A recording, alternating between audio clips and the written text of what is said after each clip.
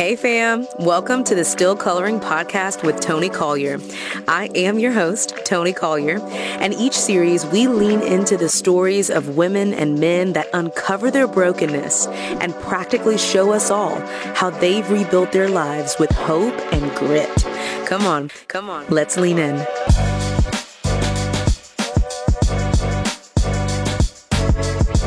Well, hey guys, I am so excited because it's another episode of the Still Coloring Podcast, and I am excited because, well, first of all, it's the first season, okay? And I think for the first season, one of the things that I wanted to make sure I did was had people that I got to interview that I knew God was calling to this topic, being brave enough to be broken. But being brave enough to be broken is really scary. And it's a hard topic, and I wanted to feel safe, if we're just going to be honest, enough to go deep and have these hard conversations. And so as I was praying and processing, I said, who can I get for this first season that can both carry the weightiness of this topic, but can also be tender and kind enough to process through it with me? And I lucked up that my good friend who I have been walking with some beautiful other women for about a year now, was free and available to do this. And it's the one and only Ann Voskamp. Ann, how are you doing? I just love you, Toni Collier. And it's really a joy and a privilege to get to connect with women that you're doing real life with, like day in and day out. Come on. And we're sharing our brokenness together in real time and getting to show up on our knees for each other and intercede for each other. And you know what? Our good friend, Kurt Thompson, talks about that our greatest need is to be seen and known. Yep. And we get to do that for each other every single day in real time. I love you to the moon and back and around a hog-tied leg. I love you too, Ann. And I am just really excited about how tender I think God's going to create this conversation to be. I'm excited for the listener to kind of peek in on what you're saying. This isn't, I just believe this isn't just like an episode of us talking about the hard things, but I think people will get to listen in and hear what it looks like to tend to a friend and to invite Jesus in the room. And that's, I'm just really excited about that for this episode. Okay, so a couple things. I was in Jamaica, laid out like a baby seal, okay? Like a baby seal, all right? Because I am so pregnant right now. You growing a baby. I'm growing a small baby. And I was thinking, man, what am I going to do to unplug on my little baby moon with my husband? And I knew I wanted to read a book. And I said, man, I got so many good books to choose from. My friends are all coming out with books. Which one should I read? And Waymaker, your book was the book that I chose to pack with me to Jamaica and sit out like a baby seal. Okay. You're going to sit there beside the water with the Waymaker who parts the water. Come on, with the Waymaker who parts the waters. And I told this to Angie, who's on our podcast team. I said, Ann's book is not prescriptive. It's one of those books. That is really, really key, Toni, to nail that down. I did not write a prescriptive book. That's not what this is about. Yep. Instead, and I was like, how do I find the words? And then it came to me. I said, this is a book that helps you fall more in love with Jesus more. Oh my gosh, if I could come through the screen right now, right through your microphone and hug you, because when I sat down to write this book, that's what more than anything, I'm going to tear up here. I know. More than anything, I wanted the reader to fall in love with Jesus again. Like not in a cerebral way, because I think lots of times we have a cerebral understanding of who Jesus is, and it stays cerebral. But when you stay cerebral, you stay at more than arm's length away from Jesus. Yeah. But when you fall in love with Jesus, when it connects with your heart and your emotions and you're captivated by him again, because of he's the only one who has ever in all your brokenness and all your pain and all your impossible no ways, he's the only one who has ever loved you to death and back to the realest life. That's where real healing begins. Ooh. And that's what I really wanted for the reader, because that's my own story of my own brokenness and my own pits and my own no ways and my own really vulnerable places that I've been fighting shame with. Jesus comes and meets me in those places. He is not love on some intellectual level. He is love himself. Ooh. So if you can fall in love with Jesus, that is actually going to pull you out of whatever pit you're in. Well, and I want to give you a gift right now. That book does make you fall in love with Jesus more. Those are literally all I wanted, Toni. That's all I wanted. Like, if I don't want to give you a formula, I want to give you a person. And the Waymaker, lots of times when we sing that song, we want a Waymaker to make a way. We think we want a path, but really the way isn't about a path. The way is a person, which is so much better than a path. And when we want him to make a way, we think to a place. Yeah. But he makes a way to himself, and he, as the person, the way is our promised land. Ooh. Anne, how do we go deep so fast? Because you and me, we sat on couches together and we cried together, and we see and know each other's hearts, baby. Come on. You're right about that. Okay, I'm going to bring the listener in. I'm going to bring the listener into the couch with me and Anne right now. Yeah, okay? Do that. We're scooching over, and you get on this couch with us. Come on, Anne. I'm next to Anne, though. Sorry. You can be on the other side. And here's what I want to say to the listener. You came to this podcast for a reason. I don't hide the fact that this podcast is not just me hanging out with friends. This is about holding really hard stories, talking about brokenness, going deep on the really painful things, and hopefully finding hope and grit right in the middle of it. Yes. And I want to dive into what you just said, and which is so much there, goodness gracious. But the first thing that you so boldly and vulnerably laid out for us is your own brokenness, your own really hard moments. And what I've discovered, even in filming this show and recording this show, is that it's not just one big valley. It's like a whole bunch of valleys. Okay. It's a whole bunch of valleys. But if there was one that you just want to share with me and with the listener, one really hard valley, what would it be? I think first, I don't know about the listener, but I kind of bought into the lie, Toni, that if you do everything, quote unquote, right, you're going to find a way through that doesn't have valleys.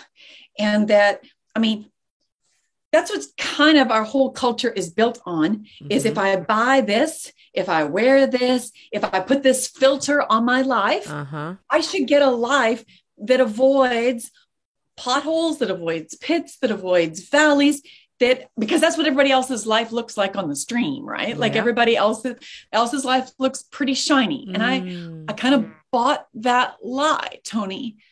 But we're human beings. You aren't suffering because you did something wrong, per se. We're all fallen and broken and fall short. But no matter what you do right, this is a broken world. Suffering is part of living in a broken world. Can I look at all the valleys as that I'm in the valley of his cupped hands? He is still holding us in the midst of those valleys. We are seen and known, and he never takes his eyes off of us. My own valleys, my goodness, Toni.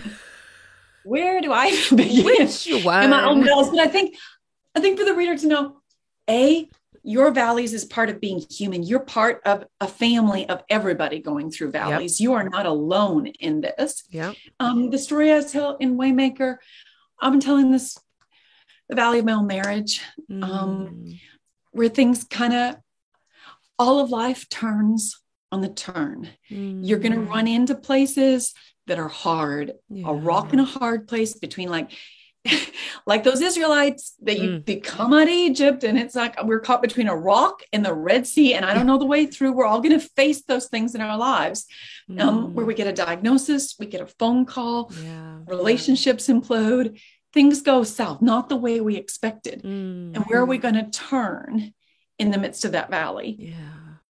And I turned in the wrong way, Tony. I turned inward in my own marriage to try to protect myself and self-preserve. And I thought, you know what, if you think I'm too much, then I'm just going to pick up my little self and I'm going to protect myself and guard myself and kind of withdraw.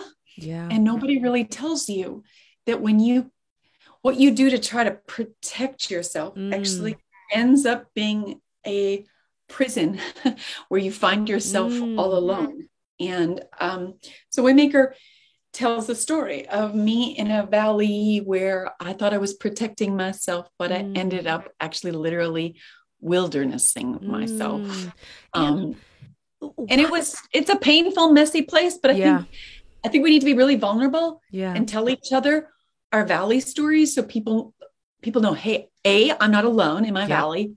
And B, Jesus walks us through those valleys. Then when we are honest about our brokenness and in a place of vulnerability, Jesus gets the glory because that's where he shows up. Oh, that's so good, Ann.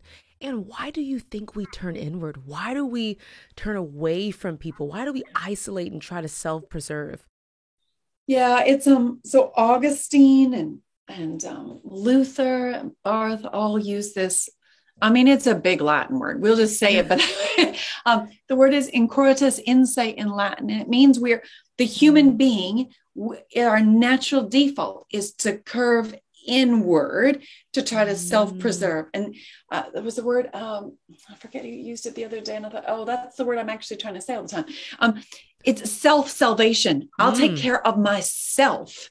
I will protect myself. I will save myself. So the cross is about turning outward. When you actually think about the shape and form of the cross, that cruciform shape is one arm this way and one arm that way. I'm not curving inward with my arms to self-protect. I'm living with my arms outward in that posture of vulnerability. Is Jesus' posture of cruciformity. But we do the anti thing. We actually take our arms and we curve and turn inward because the lie is that's good. That's going to save myself. That's going to protect myself. That's going to preserve myself. And that ends up being, yikes. That ends up wildernessing ourselves. That ends up saying which is what the Israelites did. They left Egypt. The Lord takes them across the Red Sea. They see how God provides for them. They see how God shows up for them. They see how God makes a way when they follow him. And what do? They get to the promised land and they build themselves a golden calf. And they burn their children and say, I'll take care of myself. You think, my goodness sakes, you just saw what God did for you. And you decide you're going to melt down your precious jewels and make yourself a golden calf. But I do the same thing, Tony. Didn't God show up for me in all kinds of ways? And yet I still think I can take care of myself better than he can take care of himself. So I think honestly, what we think is, Tony, we think, Lord, make a way to that promised land. And if you don't show up to do it the way I think you should, I will curve in and I will do it my way. I will curve in and I will take care of myself to get myself to my own promised land. But ultimately, the promised land we're all looking for is intimacy, is relationship, is connection. And you can't get to that promised land when you are self-preserving. You can only get to intimacy through the vulnerability of cruciformity. How am I going to reach out towards God and reach out towards other people? So I'm actually living in the posture of a cross with my arms outstretched. So for me every day, that looks like I'm going to write down cruciformity.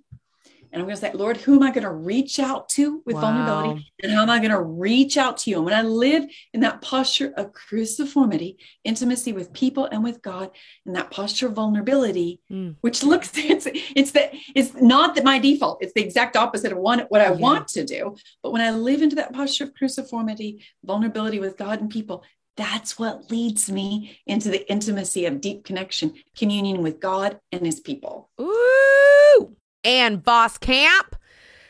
All right, here's what's happening. We're living it together, you and me, all the time. We are wide open all the time. Here's what's interesting about this journey that you and I have been on with our friends in circling up, in leaning in, in, being honest, is it's not easy. It's actually really, really scary. Really hard. Our default is exactly what Augustine, Luther, and Barr say. Like, we want to turn in and curve in. We'll take care of ourselves, self-preserve, shield. We'll shield ourselves. But then, you know what? We don't get to vulnerability. Without that, we don't get to intimacy, which means we are alone and broken in our aloneness. Healing happens in community. You can't get there without the vulnerability, and you can't get to vulnerability without cruciformity. How am I living open? Oh, that's so good. Okay, listen, this brings me back to something that you said about the book that I read. You said, what if it's not the hard roads that slay us, but the unmet expectations of what we hoped the road would be? And I think for a lot of us, we hope that, okay, when something really bad happens to me, when I've had to endure abuse or anxiety and depression, when I have gone through an addiction, when I have experienced unsurmountable grief and loss, if I just protect myself for long enough, I'll be fine. And that's the expectation. And what happens is, unfortunately, like you're saying, you don't heal in the wilderness. That's not where you heal. You get a little bit more sick. Lots of times we think, why am I stuck out in this wilderness? Can we pause and be still just for a moment and ask ourselves, how did I wilderness myself in this? Like, not that I got exiled and sent out to the wilderness. I am wildernessing myself because I'm not staying in a posture of dependence upon God. I'm not going ahead and being vulnerable in community and bringing the things I'm ashamed of to the light, speaking them out loud to somebody, staying connected in places where I'm like, gee, I don't want anyone to see this brokenness, but if I could just connect with one person and speak that shame out loud, go ahead and say the narrative that I've got running in my head out loud to somebody, I'm actually bringing myself out of the wilderness back into community. I think you're right. I write about it in Waymaker that instead of having a GPS, we all have what I call an EPS, an expectational positioning system, where I expected to be at this place on the road. I expected my life to look like this. And expectations kill relationships with God and with other people. So I need to all the time go ahead and look at what is my EPS? Because lots of times the EPS, I'm actually having expectations with myself. I thought I'd be further along than I am. Wow. I'm comparing where I am to where I thought it would be. Yeah. I'm comparing where I am to somebody else. And that comparison kills joy. Wow. So how do I need to go ahead and look at where am I oriented? Where am I turned towards? How am I living with them? The spine of Waymaker really is about, I think I want a way through. Yeah. What I really need is a way of life. Yeah. That keeps me in the way himself. Because really the danger in the dark. Yeah. The danger in the dark is most that I will lose not the way, a path, but I will lose the way, the person. So I need a way of life that keeps me in the way. Spiritual disciplines, practices, a rhythm that keeps me in the way. So in Waymaker, I write about, for me, it's the acronym SACRED, S, stillness. Do I have a way of life that keeps me still? When the Israelites came out of bondage, what do they need? They need to be still, and that the Lord will fight for our deliverance. Come on. We're not striving in and of ourselves. The first thing we need to do, because stillness really is a posture of trustfulness. So each day do I have a pause at the beginning of the day? So before I begin striving, can I pause and be still and trust that the Lord is going to fight for me today? The A of sacred is attentiveness. Am I going to attend to who do I say that the Lord is? That's going to set the posture for everything at the beginning of the day. Who do I say that the Lord is? My second question is the same question he asked Hagar. Where are you coming from? And where are you going to? You need to be really honest about, Lord, I'm coming from failure. Lord, I'm coming from fear. Yeah. Lord, I'm coming from brokenness. Like, I'm going to be really honest with God. And then I talk about, where am I going to? Where am I actually headed? Yeah. Lord, I'm headed to your healing. Lord, I'm headed to your love. Lord, I'm going to live under your protective wing today. So these are setting intentions for my day. The last question I ask is the same question Jesus asks.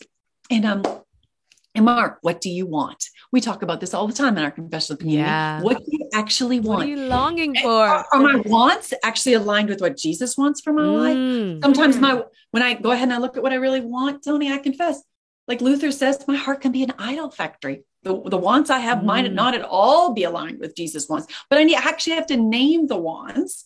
Then that C of sacred cruciformity. How am I going to live cruciform today? Wow. R of sacred.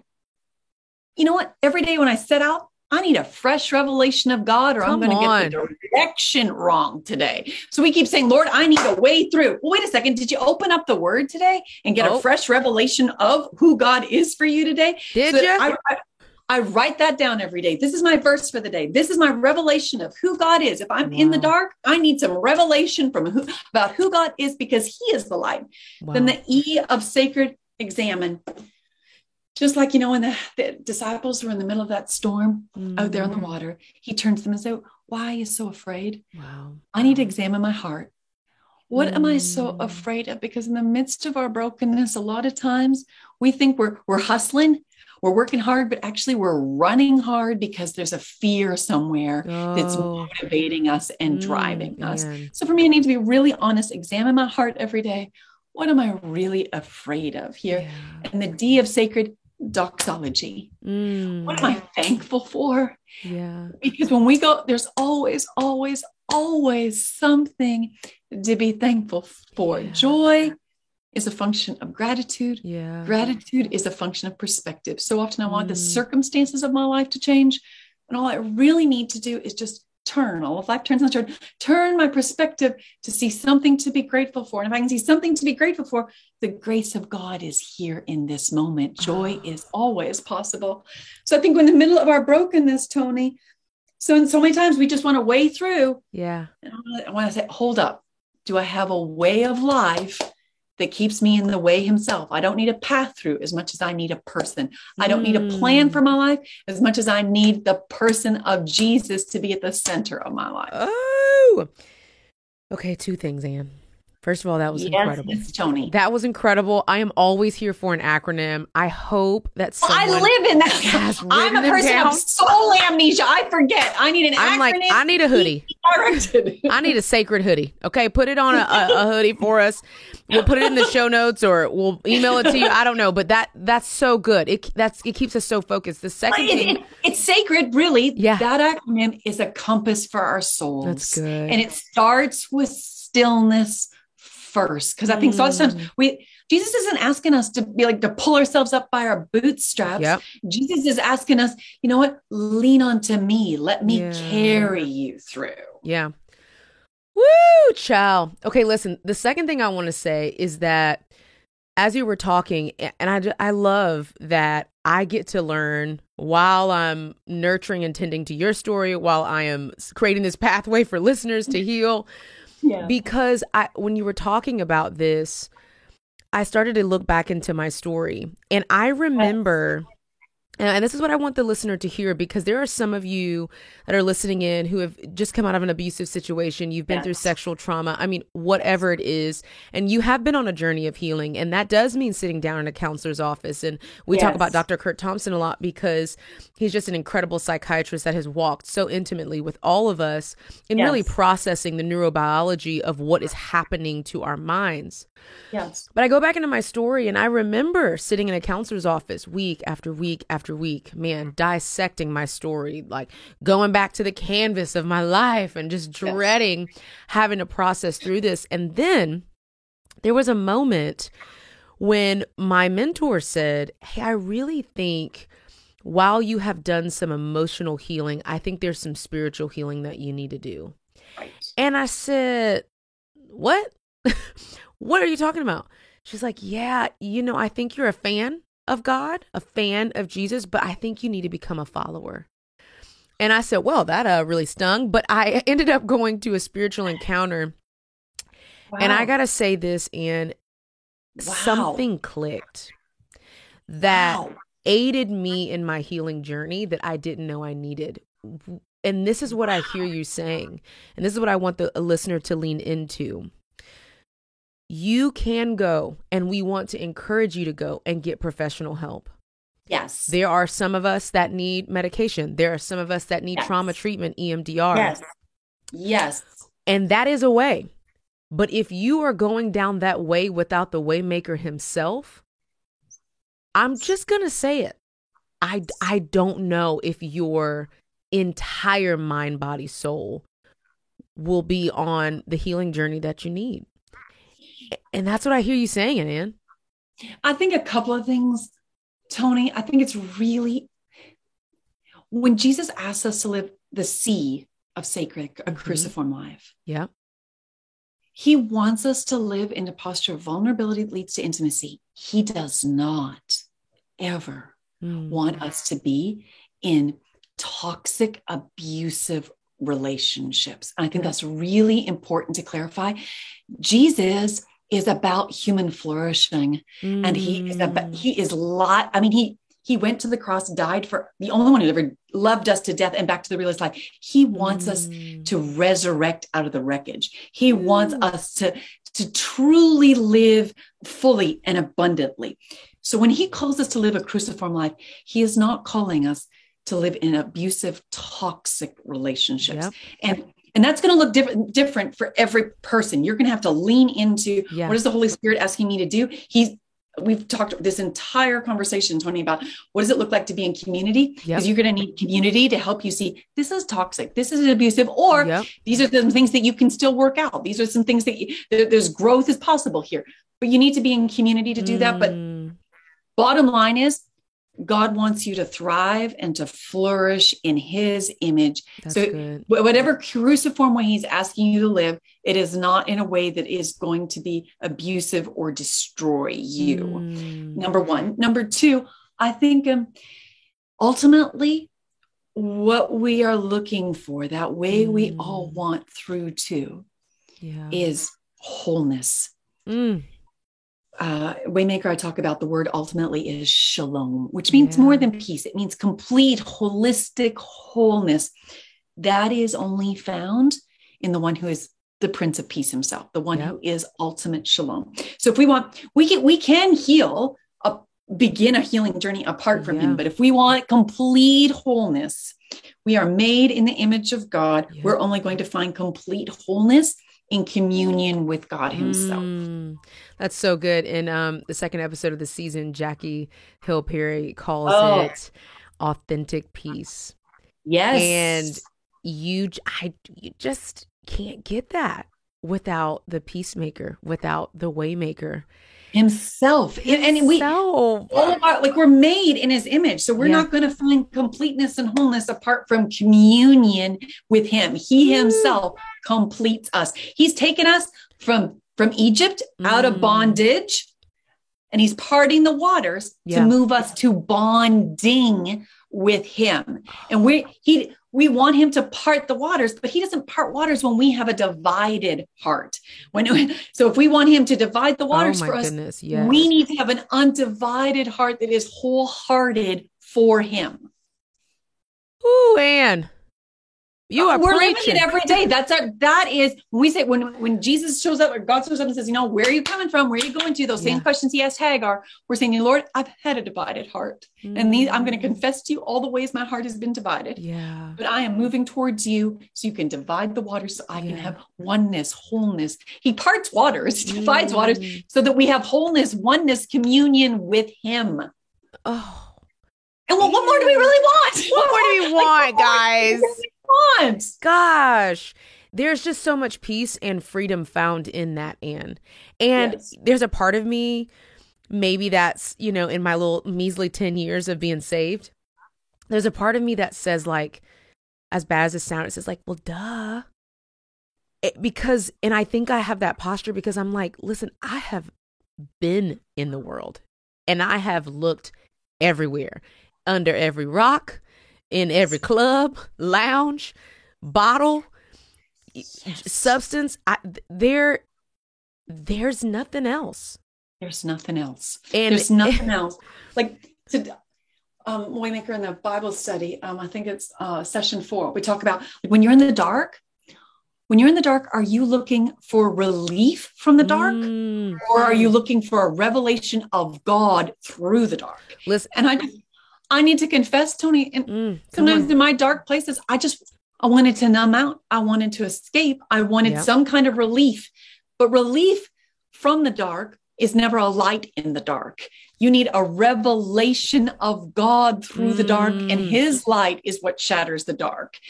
And when I look back at my own life, Tony, I think realizing that when I'm in pain, the presence of God is what heals pain.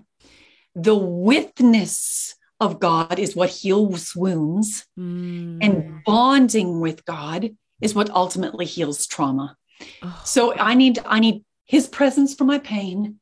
I need his witness for my wounds, and I need deep bonding with God for my trauma. Do I have a way of life that moves me into his presence, that moves me towards witness, that moves me towards bonding with him? And for me, it's that sacred way that sets me apart for bonding with him, so that it doesn't matter what's in the way. What's in the way can actually be making the way for me to be closer to him. The obstacle can actually turn out to be the miracle in my life, Tony, that leads me into closer communion with him. It turns me towards him. So I look at the obstacle and I go, wow, I didn't want this story. I didn't expect this. And I don't like this. But the obstacle could actually turn me. If I choose, the obstacle can turn me towards him, and I can have the miracle of deeper communion with him, which actually leads to healing and wholeness that I've been looking for all along. Yeah. Let's go back to the dark real quick, because I have an Ann Voskamp quote for the dark. I do. Oh, you said sometimes we don't need a ride out of the dark. Yeah. When you have the right ammunition to slay the dark. Comes out of, yes, I posted it on Instagram right after the Zelensky from the Ukraine. He said he was offered a ride out of the Ukraine, and he told him, like, I don't need a ride out. I need some ammunition here. And I just couldn't stop thinking about it, because really that's what David does. David says, I don't need a ride out from Goliath. Give me the right ammunition, and I'm going to ride in. I'm going to slay it. And I'm going to slay it. Are we putting the right ammunition into those 5 little stones every day, into our magazine? So I don't need a ride out of the dark. I mean, if I have the right ammunition, I can ride into the dark and I can slay the dark. When I have a fresh revelation of God from his word, I can ride into the dark. When I've examined my heart before the Lord, I'm not afraid of anything. I can ride into the dark. When I've gone ahead and started my day off with gratitude, when I have seen the hand of God and I've given thanks to God, faith gives thanks in the middle of the story. So I can be in the middle of the dark and I can trust I'm riding in, because I know that Jesus goes with me. So yes, I actually, our kids talk about it all the time. No. When I get scared here, the dark doesn't make me want to ride out. Just give me the right ammunition, which is found in Jesus, his word, the presence of God. And I can ride into the dark. I'm not afraid anymore. Ooh, listen, I don't know about you listening right now, but I'm fired up. Okay. I'm like, turn off all the lights, because I'm about to slay some darkness up in here. Okay. That's right. That's how I feel. And in the middle of that dark, evil himself, he wants you to go looking for relief. Ooh. When we're in the middle of the dark, I'm going to turn towards God's word and get a fresh revelation of God in the middle of the dark, so I can take the next step and the next step and the next step. Woo! All right, let's talk ammunition.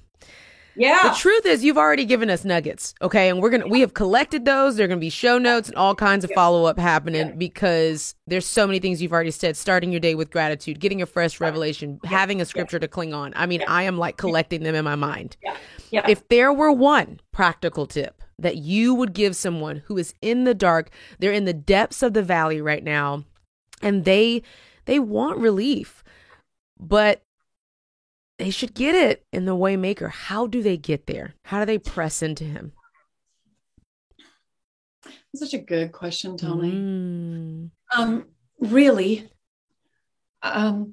Waymaker is part of a journey that I've been on. It started with 1,000 gifts. 1,000 gifts. So sacred is a way of life that is really taking the doxology, the Thanksgiving that I learned in the journey 1,000 Gifts, my first book. My second book, The Broken Way, was really about how do you live a cruciform life, which is the C of sacred. And so Waymaker really is taking all of those parts and pieces and making a more comprehensive way of life. But if I had to hand one tool to somebody in the middle of the dark, I'm excited. I would go with the D of sacred, that doxology, which is really where I began, which was Thanksgiving. Yeah. Can you pick up a pen and see it as your sword to fight for joy? Pick up a pen and start to write down. Can you start with one thing that you're grateful for? 3 things that you're grateful for? Good. 5 things every day that you're grateful for? Because look, science can only go ahead and agree with the truth of God's word. Science says that if you go ahead and you start writing down 3 things a day, 5 things a day that you're grateful for, you're going to end up 25% more happier at the end of 3 months. Who doesn't want to be 25% more happy for free? For free. All you have to do is sit down and start to, because what you do, Satan wants to go ahead and steal your joy. And if he steals your joy, he can keep you weak. Yeah. When you start going ahead and picking up a pen and start writing down the things that you're grateful for, you grow this gratitude muscle, this strength muscle for the dark. You go, no, Satan, you can't go ahead and blind me to the goodness of God in this situation. That's good. Waymaker really unpacks about when I started to, this is so difficult to confess, but okay, come on. We're here. We're on the couch. We're on the couch. If all of life turns in a turn, where am I going to turn towards? When I had an attitude of entitlement, I turned towards myself to take care of myself. What cures entitlement is an attitude of gratitude. So can I go ahead and say, oh Lord, because entitlement says I deserved more. Yeah. I deserved better than this. But when you go ahead and you have a posture of open-handedness to say, oh Lord, in the midst of this dark, hard place, look at the gifts that you are still giving me, that you have given me. I'm going to count all the ways that you love me so that I know I can always count on you, Lord. Yeah. So can I go ahead and pick up a pen and just every day even when you're, oh goodness, I have been in black, dark places, but if I go, okay, we actually stop in the middle of the kitchen lots of times. Actually, a kid did it yesterday and said, okay, what can we be grateful for? Because when you go ahead and start to turn towards, there's always something to be grateful for. That takes a posture of closed hands to open hands and then praise hands. If in the middle of your dark place, can you go ahead and I'm going to every day start off writing down 1 thing, 2 things, 3 things, get yourself up to 10 different things that you're grateful for. And what you find is that you're training your eyes to see God in the middle of the dark. You're training your eyes in the midst of the hard places to see grace and goodness. You're training yourself to see, oh, look at God is here and present with me. He is a good Abba Father. And when you start to go ahead and give thanks, what you're saying is, Lord, look at how the ways you provided for me in the past. Yeah. I can trust you that you will provide for me in the future. So if you and your babies and your people can start to say, you know what, we're going to be a family. Yeah. We're going to be a people. It starts to look for the good in the world because we have a good Abba Father. That starts to bring wholeness and healing and goodness into the places that feel barren and are hurting deep. And let me just encourage your listener right now. When you are in the darkest of the dark valleys, you don't want to do this, okay? You do not. You don't want to do this. I want to warn you. You're going to be like, no, I am just like so deep in this. You're going to want, what did Ann say? You're going to want to turn inward. This is just pushing your mind and your heart and your hand to turn a little bit outwards. A little bit. I want to because you know what? Scripture says that I will bring a sacrifice of praise, which means I ain't going to want to do this. That's right. It's going to be a sacrifice to go ahead and say, okay, I'm going to look for one darn thing in the midst of this dark to give thanks for. But you start to sacrifice, talk about it in Waymaker. Sacrifice in Hebrew is korban. And it doesn't mean that you're losing something. It means you're gaining something. You're being given more. Korban literally means you get to move closer. So if you can think in the dark when you do not want to give thanks at all, give thanks for one thing and it will move you one step closer to Jesus himself. who fills you up with more of himself. Yeah. All right, listener, you're on the couch with us. You just got some practical. And there's two things that we do on the show before we leave. Now we get to tend to the heart. We've given you some practical. We've let you kind of process with your left brain, but now we're coming around town and we want to tend. And if you could just say some encouraging words to the listener who has processed all this, maybe for the first time, or maybe God's been nudging them and this was their confirmation to really dig deep, decide that they're not going to hide, but they're going to invite the Waymaker in. They're going to invite the way himself into this journey so that they can live a life that's cruciform, arms open wide. What would you say right now to them? Well, at the end of Waymaker, at the very end, there's the Wayfarer's Manifesto. So it's something that you can go back to every day and believe. Number one, strong winds blow Red Sea roads. Listener, you might be in the middle of a storm and it might feel brutal and the winds feel too strong. Can you trust that in the middle of that storm, those strong winds, God is actually using that strong wind and that storm to blow you a Red Sea road? Can you trust in the middle of that storm that Jesus is your person and that his eyes are fixed on you? Can you fix your eyes on him in the middle of that storm? Yes, keep your eyes on him and not the waves. When your eyes are fixed on him, he will part those waves so you can walk right through. Can you trust in the middle of that storm? Now, hear me, listener. I know your heart's breaking. Trust me on this one. The pathway of least resistance that you want to take to for looking for relief in the dark, that pathway of least resistance leads you to the least life. And you trust it's the narrow pathway of great resistance that leads to the great life. Where you're feeling lots of resistance that you don't want to turn, that might be the Holy Spirit beckoning you to take that narrow way, because an easy way leads to an empty life. Hard way, holy, fulfilling life. And then, I'd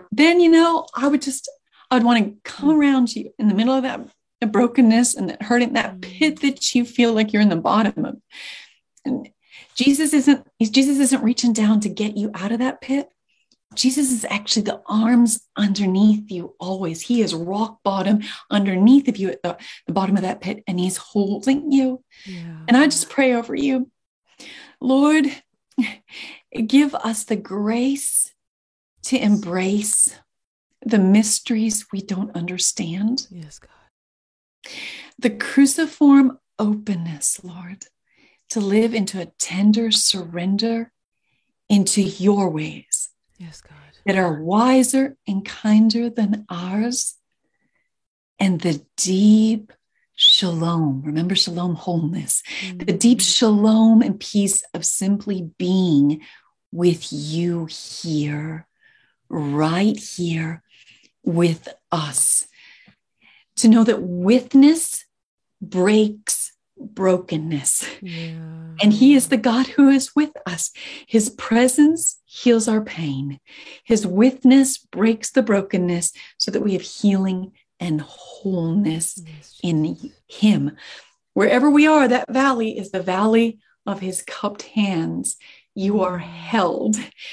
And he calls you in the midst of that valley. He calls you his beloved. He is healing you with his presence right now. You are not alone. He is the God who is with us. Can you think of that? Right here where you are, Jesus' hands are holding you and he's saying, here, touch my scars right here. I am the wounded healer who was by my stripes and my wounds. You are healed. Your name is etched right into the palm of his hands, and he punctuates his love for you with his scars right there.